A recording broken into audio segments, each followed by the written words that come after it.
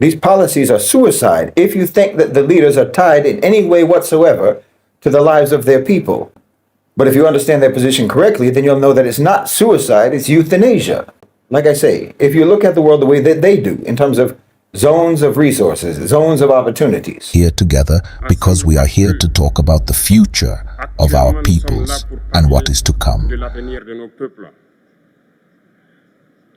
Of the future of tomorrow, of the free world to which we aspire, of a world without interference in our internal affairs. We have the same prospects, and I hope that this summit will be an opportunity to forge very good relations and to create a better future for our peoples. Hello brothers and sisters, I really hope you're all doing fine from wherever you are watching me from. Now, Ibrahim Traore, the president of Burkina Faso, has been on the front line talking about the black unity, Pan-Africanism, putting an end to the exploitation of our own mineral resources, putting an end to corruption in Africa, and bringing back the children of Africa, those who are in the diaspora back home. Now, this has not sat well with most Western countries because they are on his neck right now. So let's watch this video, then have a really quick discussion at the end of it. Thank you so much. Well, I think basically the A National OCGFC, as I've talked about many times, I think that they've outgrown, they've transcended the traditional structures in which they initially developed. You know, the nation-state model compartmentalized the world into boxes, and within those boxes, they created systems of order and control, and each box had its own economy, had its own power structure. So within the economy of each box, or what you call countries, some rose to the top within those boxes, but those boxes don't have any roofs. And now those who rose to the top of the box kept rising until they're not even in the boxes anymore. You know, and once you get out of the box, once you transcend the walls of the box, well, you see things differently. And the A National OCGFC see things very differently than the nationalistic OCGFC, for example, the military-industrial complex. They see things very differently because they're not as limited as before. See, you and I look at a map and we see countries, we see states, we see borders. We're looking at all of the compartments of the world, the country compartments of the world. The A National OCGFC don't see this. When they look at the world, they see zones of resources. They see natural resources, human resources, and so on. They see opportunity zones. You know, it's like X-ray glasses.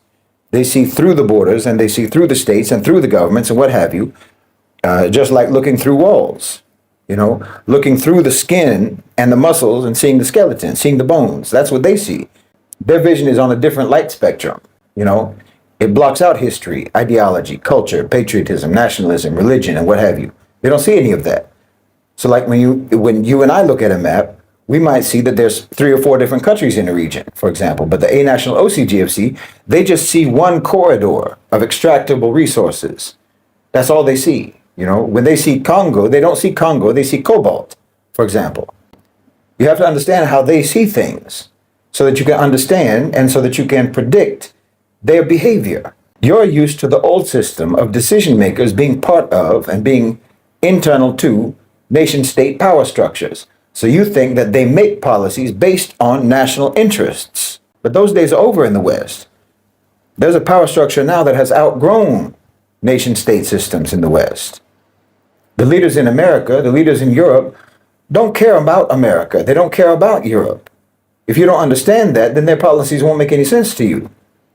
And this is what I'm seeing from a lot of political commentators and analysts who can't understand why Europe and why the UK are still insisting on supposedly blind support for Ukraine and for Zelensky, because this is obviously against the national interests of European countries and against the interests of the UK.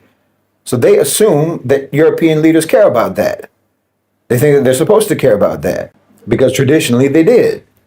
But these leaders care about what's in the interests of the A National OCGFC, not their nations. And that's been the case throughout the Ukraine conflict. You know, these policies are suicide if you think that the leaders are tied in any way whatsoever to the lives of their people. But if you understand their position correctly, then you'll know that it's not suicide, it's euthanasia.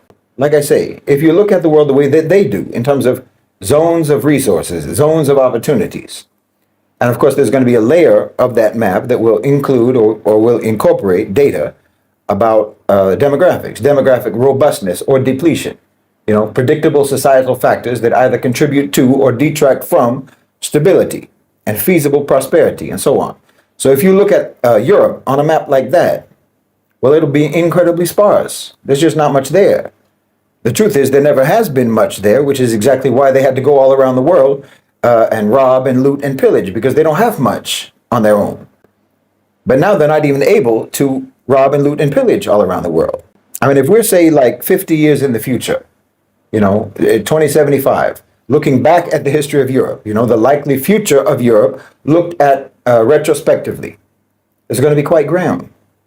Basically, Europe as a coherent project dissolves between now and 2075.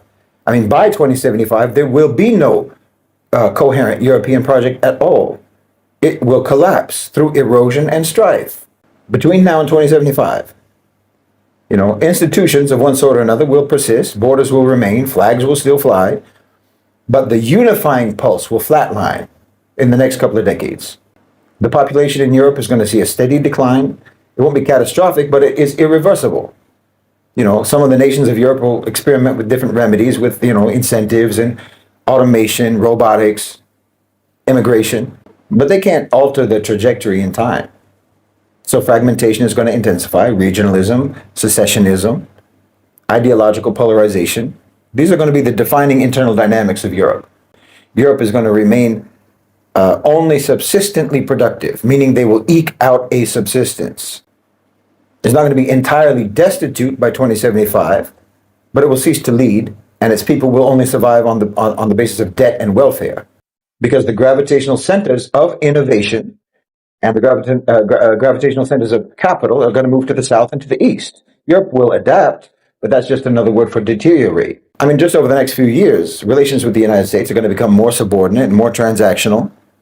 Strategic autonomy is going to be attempted for some period of time, but it's never going to be achieved, ever. There will be some engagement with the BRICS nations, probably especially with India, and some blocks in Africa, with China to some degree. But these alignments are going to be reactive, not directive. You understand? And if they develop agreements with China, which is possible, it's not ultimately going to help them in terms of maintaining their position as a world power. They will become dependent labor and credit-enabled consumers. They'll be bought. Their land will be bought, their property will be bought, their utilities will be bought, and it will all belong to others. If you're looking at the continent of Europe in 2075, it's neither going to have been resurrected by 2075 nor completely destroyed. It will be peripheral. It's going to be like a library with no readers. This much is clear. Europe is not rising, it's not stabilizing, it's not advancing towards a future of sovereignty or strength or relevance. No. Europe is collapsing. Not with a bang, but with a whimper, engineered by the very hands that used to sustain its prosperity. And European leadership is colluding with this 100%. The owners and controllers of global financialized capital, the A-national OCGFC, have already written Europe out of the future. It's no longer seen as a vital center of power. It's no longer critical to the architecture of global capitalism, global business. The energy, the expansion, the capital, the population growth, it's all shifting to the south and to the east. Europe is being carved up, it's being downgraded, it's being reprogrammed to fit into a new global design in which it has very little importance. Mainstream media talks about the Ukraine war as a crisis, but we need to understand it, as I've always talked about, as a mechanism. It's a tool. It's a lever being used to sever Europe's ties with Russia and by extension to China. And in the name of defending liberal values, Europe has walked straight into economic disintegration. This wasn't a miscalculation. This was exactly the purpose. Deindustrialization is accelerating across the continent, starting in Germany. Energy costs are unsustainable, and they will continue to be so. Supply chains are being rerouted. Foreign investment is drying up. Germany, the economic engine of Europe, is running on fumes at this point. France is consumed with internal divisions and political decay. It's a laughingstock. Southern Europe is drifting into post-industrial subsistence type of economy. This isn't just the result of market forces. This is a managed decline facilitated by dependence on American military protection and the ideological leash of the European Union, and that's a leash that's being held by the A-national OCGFC. But Washington doesn't even see a value in NATO as a collective system anymore. What's far more appealing to the US is to make bilateral, one-on-one military relationships that bypass Brussels, sideline Germany, treat France with polite irrelevance, make deals directly with other countries. What this means is that the United States may actually or functionally withdraw from NATO, essentially to abandon Europe and to reorganize its influence, its military influence, more efficiently. And I think that that influence is probably going to be more likely to be concentrated in the East, in Europe, Eastern Europe. The future of American military strategy in Europe is not going to be centered in Berlin or Paris. It's going to be built in Warsaw. It's going to be built in Bucharest, because Eastern Europe is hungry. They're hungry for relevance, Poland especially. And they're going to be willing to trade sovereignty in order to get that relevance. They're already doing it. These countries are likely going to become the forward operating bases of American geopolitical power, military power. They'll host, permanent drone fleets, missile systems, all the surveillance infrastructure, all of it is going to be probably in Eastern Europe. They'll align socially and politically and economically with all the strategic aims of the military-industrial complex. It's not going to be a partnership. It's an incorporation. So what happens to Western and Central Europe in this future? Well, they become, as I say, zones of internal unrest, heavily surveilled, deeply militarized, governed by technocrats who don't answer to their own people, but answer to debt markets and corporate boards. I would expect to see AI policing, behavioral surveillance, dissent being classified as extremism. That's already happening. Welfare systems that aren't supposed to provide dignity, but ensure compliance. Immigrant populations are going to be scapegoated as they're being scapegoated now. Social cohesion will disintegrate. Nationalism will rise, but it won't lead to any revival of the nation state. It will only lead to repression within nation states and continental conflict. Demographically, these countries are dying. There's no growth. There's no future. The only option is managed decline and administrative sedation. I think the Scandinavian countries might fare better, but only by turning themselves into basically sort of laboratories for experimenting with algorithmic governance. They'll probably have minimal immigration. They'll have very technocratic rule, AI-mediated social contracts, They'll probably be among the safest places on earth as long as you obey. But don't mistake that peace for freedom, because they're also going to be among the most totalitarian places on earth. These are the Scandinavian countries, Northern Europe. Europe is not leading the world into the future. It's being managed even out of the present. So for everyone in the global south, for everyone in the formerly colonized countries who were raised to look up to Europe, raised to want to be like Europe, raised to try to imitate the Europeans, you should understand that time has shown us that Europe actually can only serve as a cautionary tale, not as a role model. Because they never stop being savages. No matter how fancy their fashion, no matter how grand their buildings may be, no matter how much they may insist that all of their artistic and cultural and intellectual achievements are unmatched, and they're the ones who have to insist on that, the fact remains that they're actually just as primitive as they always were. So you have to understand something here.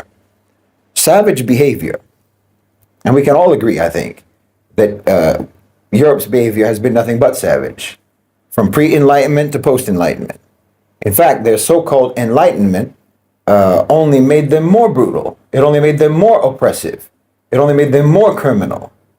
So you have to understand that savage behavior is indicative not only of moral failure, but it represents a failure of intellect. Intelligent people don't act like that. Rape and pillage are not the actions of refined intellects and sound minds. You wouldn't think that about an individual who commits those crimes, that they're refined and sophisticated and intelligent. So why would you think anything like that about a nation that does it? And furthermore, when you steal instead of build, when you exploit instead of cultivate, when you plagiarize instead of study, which is what they did, they're so-called thinkers, they're so-called philosophers and what have you. They did nothing but copy and plagiarize from the Muslims and from other ancient civilizations, like from the Egyptians. So when you enslave instead of work, plagiarize instead of study, and you enslave instead of work, well, you don't develop intellectually, spiritually, or in terms of your character. There's no shortcuts to civilization. All they built is a facade with nothing inside of it. Have you ever noticed how all of their hotels always look amazing in the lobbies, but the rooms are always a letdown? Well, that's Europe. That's the West. It's all dressing, no meal. It's like the difference between a farmer and someone who just shoplifts produce from the grocery store. They're not equal. Someone who just takes is not like someone who earns. There's a difference, you know? Someone who uses is not like someone who creates. They're not the same in terms of their development. Mentally, spiritually, intellectually, psychologically, in every other kind of way. They're not the same. See, when the West talks about development, when they use the word development, they're only ever talking about material development, economic development, and so on. You know, because they have to talk about that. That's the only kind of development that they can talk about, because they can't talk about moral development, spiritual development, or intellectual development. And because their material development was only acquired through immoral, anti-spiritual, brutish means. But if we're going to talk about cultural, moral, philosophical, intellectual, actual civilizational advancement as the criteria for the term development, well, then the West will be classified as the undeveloped world. Not even as the developing world. They're straight up undeveloped. I mean, if this was the actual basis for the categorization of first world and third world, well, then the so-called first world and the so-called third world would switch places. The West is the third world in terms of every metric of human development besides the superficial. And as I've talked about many times, material development, and development here means acquisition, it means accumulation by any and every means possible.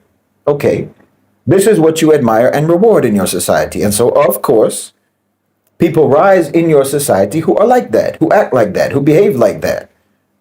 They rise to power, they rise to influence, they gain control by these very same beliefs and these very same behaviors, by misusing and abusing and victimizing and oppressing and dispossessing others. This is the track that you laid in your culture, in your so-called civilization, for how to attain high status and power, basically by being a terrible human being, by being an underdeveloped, savage, primitive, backwards, uncivilized person. You made the system for this. You programmed it like this. You understand me? You programmed it so that the worst possible people in your society would become the most powerful people in your society.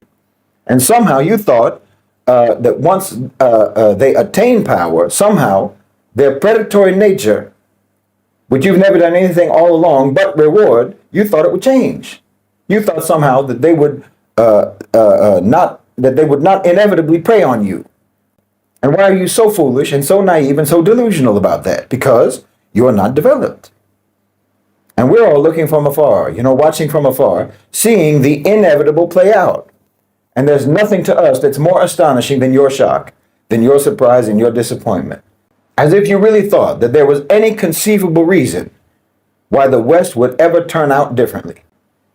But the end that you're nearing right now was always going to be your end. You didn't take a wrong turn. You've been on the wrong path from day one. The path that you started on was always a dead end. And it's always been one path. It's a straight line from your primordial history, through paganism, through Christianity, through the so-called Enlightenment, through the so-called Industrial Revolution, through secularism, capitalism, so-called democracy, right up until today. You know, your problem was that you thought that if you change your costume, it meant changing your direction. But you've been on one single dead-end path from the beginning.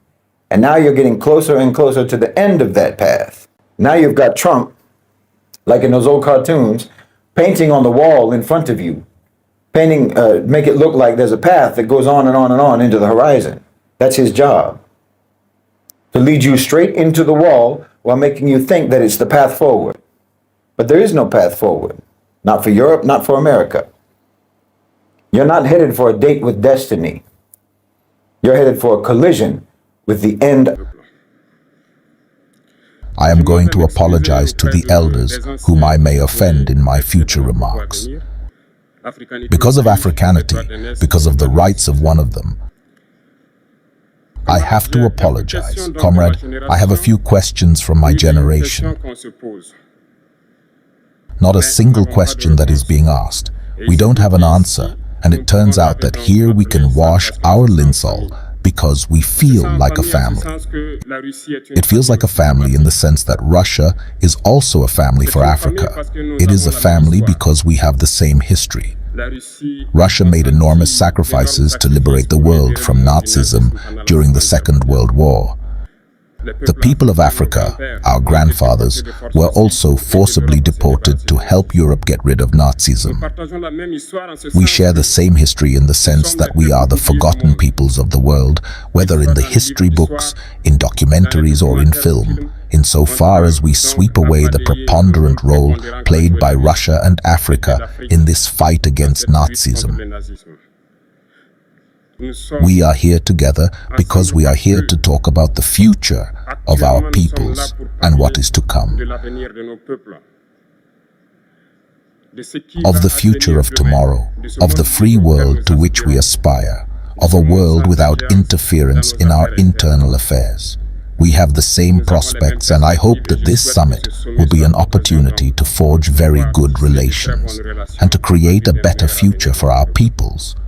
The questions that my generations are asking themselves about the next generation, if I can sum it up, is that they do not understand how Africa, with so much wealth on our soil, with its generous nature, water and abundant sunshine, Africa is today the poorest continent.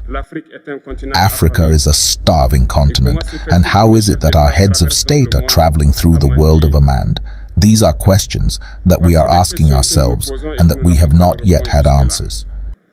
We have the opportunity to forge new relationships, and I hope that these relations can be the best, to give a better future to our peoples.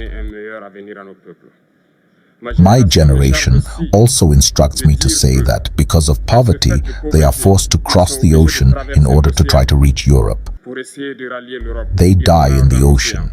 But that soon they will not have crossed it, because they will come in front of our palaces to look for their daily sustenance. As far as Burkina Faso is concerned, for more than 8 years, we have been confronted with the most barbaric and violent form of neocolonialism and imperialism. Slavery still has so much to impose on us. Our front runners have taught us one thing: slavery that is not capable of accepting its own revolt does not deserve to be relied upon by its fate. We don't worry about our fate. We are not asking for someone to rely on our fate. The people of Burkina Faso have decided to fight against hypothyrism capable of reviving its development. In this struggle, valiant peoples, wines and a population have pledged to take up arms in the face of terrorists. The ones we actually call the VDPs, volunteers. We are surprised to see the imperialists calling these VDPs militias and of all kinds. It is one of those wines, because in Europe, when people take up arms to defend their patriots, they are called patriots. Our grandfathers were deported to save Europe. It was not with their consent, against their grey. Well, on the way back, we remember that in Traoré, when they tried to bandage their elemental sheet, they were massacred, so it doesn't matter. When we people decide to defend ourselves, we are called militias. But that's not the problem. What is the problem is to see African heads of state who bring nothing to these peoples who are fighting, but who sing the same thing as the imperialists. To our militia dealers, to our traders, therefore, to men who do not respect human rights, hence the human right. We are effusive against this and these shameful people. We, the African heads of state, must stop behaving like puppets who dance every time the imperialists pull the strings. Yesterday, President Vladimir Putin announced that the grain would be sent to Africa. And we are very happy, and we thank each other for that. But it is also a message to our African heads of state, because at the next forum, we must not come here without having ensured that our peoples will be able to achieve food self-sufficiency for those who do not know war. We need to learn from those who have already been able to achieve this in Africa, build good relations here and build better relations with the Russian Federation so that we can meet the needs of our people. I may not be slow, time is running out and very short. We are obliged to stop and love my take. But I would like to end by saying that, hello brothers and sisters, I really hope you're all doing fine from wherever you are watching me from. Now, Ibrahim Traore, the president of Burkina Faso, has been talking about black unity, Pan-Africanism. He has been talking about putting an end to the exploitation of mineral resources in Africa and putting an end to corruption by these rogue leaders in Africa. He has even been talking about bringing the children of Africa back home, those who are in the diaspora, African Americans, yes, British blacks, and of the diaspora in the Caribbean and all across the world. Now, he has been talking about the African land to remain for the Africans. Now, this is whatever has caused an outrage from the Western government, and they're trying to use black leaders to fight a black leader. They have been using the Michael Langley, who is currently in Kenya and is being given a state visit, a red carpet, and you all know that. But when he's talking about going after an African leader who stands for whatever is good for his own continent. Even Michael Langley himself knows that Africa needs people like Ibrahim Traore. Apart from him being used by the Western media and the Western system to bring chaos and mayhem in Africa, we all know that. We all know that. Now, Ibrahim Traore has been talking about black unity. Now, this is a very big topic, and this is the topic the Western leaders fears to hear the most, because they know whatever black unity can bring to the people of Africa and whatever it can do to the African continent. There is need for us to rise and talk about these things, and there is need for us also to support the people who are advocating for black unity. Sometimes I do not agree with Julius Malema all the times, because sometimes he can go out of topic and be, but I do agree with most things he says about Africa, about making Africa great, about bringing the children of Africa back home, about using a single currency in the whole of Africa, about having a one president in Africa and a one army in Africa. This is whatever every African person wants, until you are an enemy of your own continent, because Africa, being Africa, is whatever we need. Africa standing for itself without borrowing laws, without depending from the outside. This is whatever we want to see from our own continent. Now, our brothers and sisters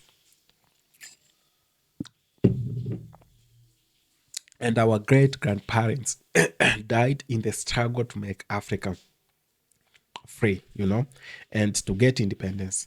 But we've never gotten that independence to date. What really happened? So we need to actually come out as black people and realize that the black unity that we've been preaching and been talking about, is time we make it a reality. We've been talking and talking. We need actions from our own leaders. We need actions from ourselves. We need to have more spaces that talk and support black unity and black forums. We need to have more conversations on YouTube, on social media, talking about the unity of this continent. And that's whatever Ibrahim Traore has been doing. He has been going around talking about making Africa independent. We are not yet independent. This is a continent where we have everything. The fact that we still borrow money from the outside, the fact that we still import goods from the outside, we still import food from the outside.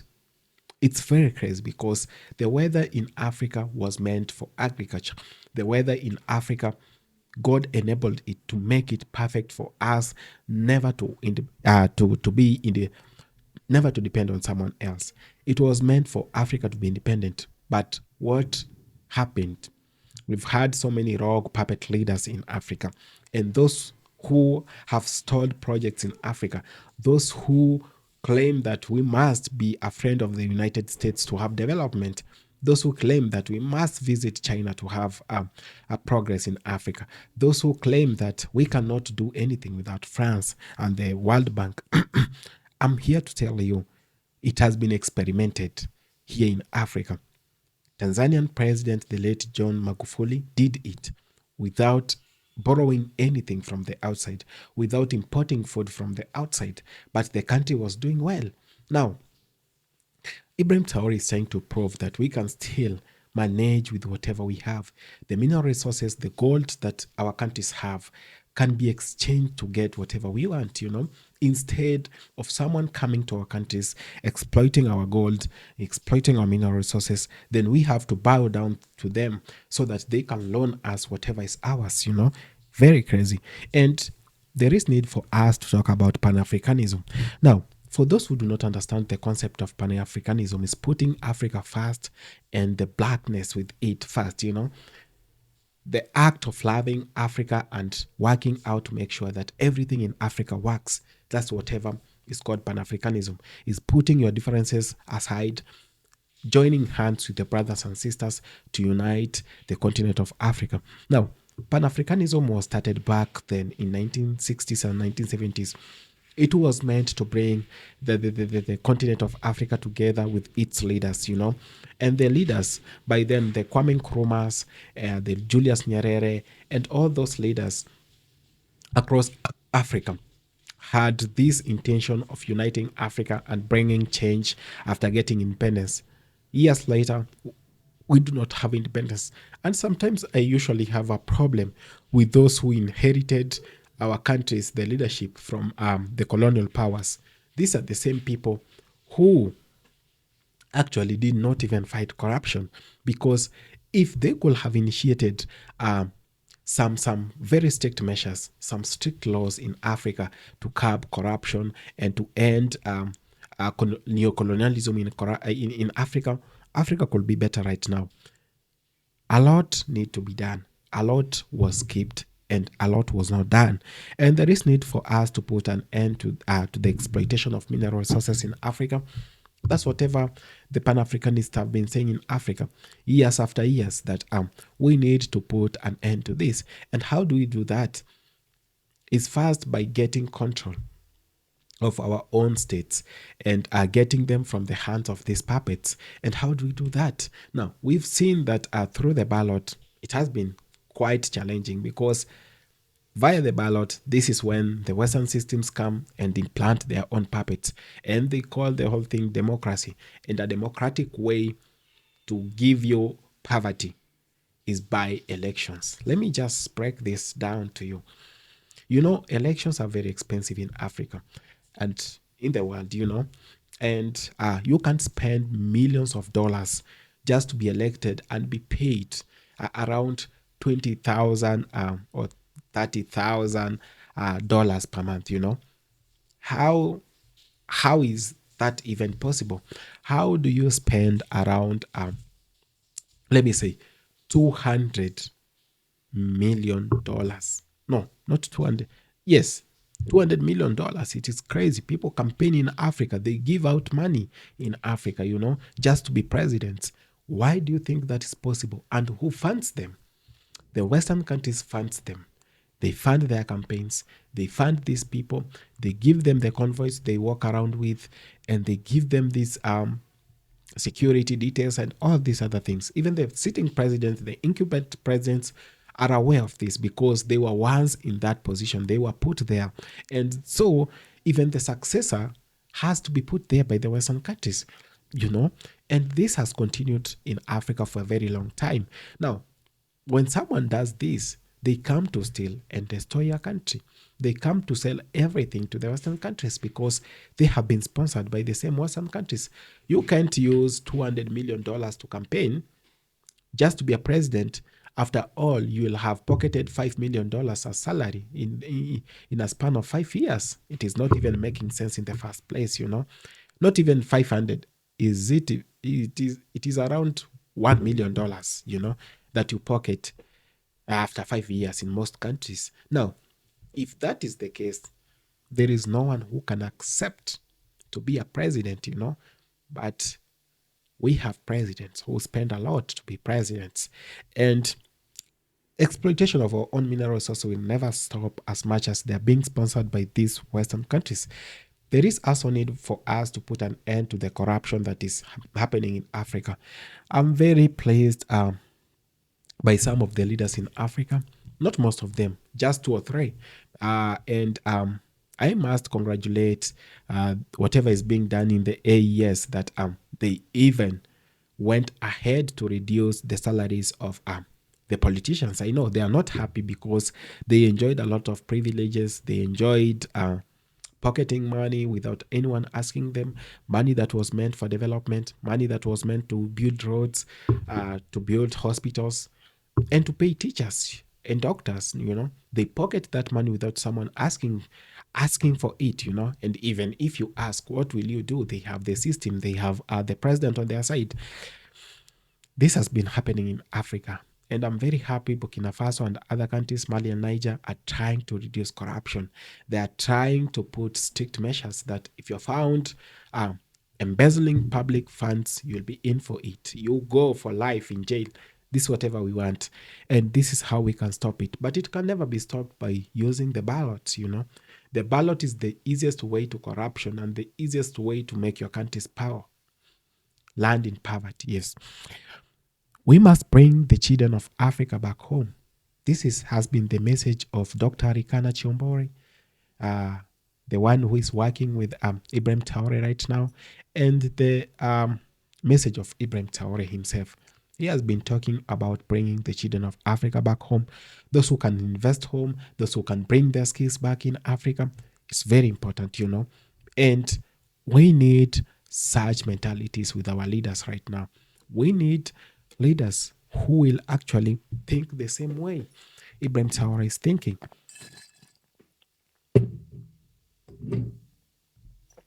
If we are to unite and bring the children of Africa home, then Africa is going to be a great continent. We should not just sit and wait for some miracles to happen. We must work out and we must empower ourselves. And the African land should remain Africa. I do agree with Julius Malema. A lot of African land was taken by the white settlers and the colonizers. It has never been returned to the people, to the rightful owners of these lands. People are squatters in their own countries. People do not have somewhere to cultivate, to do agriculture and some development in their own countries. How crazy is that? And these countries watch. They have leaders, they have governments that has been supporting this evil.